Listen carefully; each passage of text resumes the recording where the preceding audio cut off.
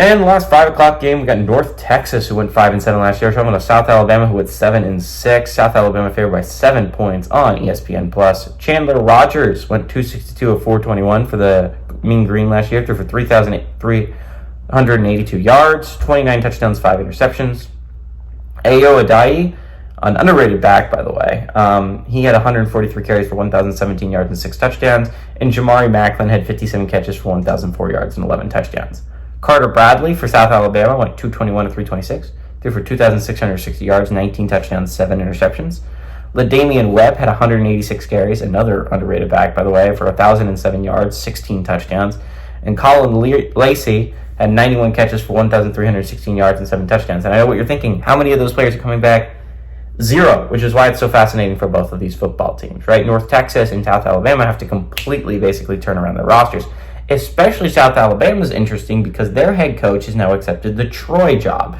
And so if you were wondering, the chain of events that was caused by Michigan State hiring James Madison's head coach, Houston hiring Tulane's head coach, it was a lot because then Tulane stole John Summerall away from Troy, and then Troy stole South Alabama's head coach away from them, I believe.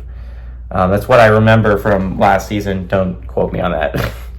But South Alabama is typically, at least the past couple of years, they were really bad for the longest time. The past couple of years, they've really turned around their program. They've been playing some really good football. Remember, they went to Stillwater last year and beat the absolute crap out of Oklahoma State. They beat them up and down a football field. And keep this in mind, this was a Oklahoma State team that played for a Big 12 championship last year and beat a top 25 Oklahoma team. So, this is not a bad Oklahoma State team by any stretch of the imagination. South Alabama beat the ever-living crap out of them.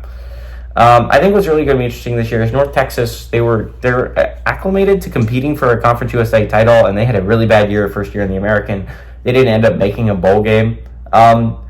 South Alabama is a team that is typical, wants to make bowl games. They think that they are a good team in the Sun Belt. I think they don't have super high expectations considering how much talent they do have to replace, but I do think they want to make a bowl game. I think this game could be really close. I do like North Texas actually on the road. South Alabama has had some good last couple of years, but a lot of that has been because of Carter Bradley. A lot of that has been because of Lacey.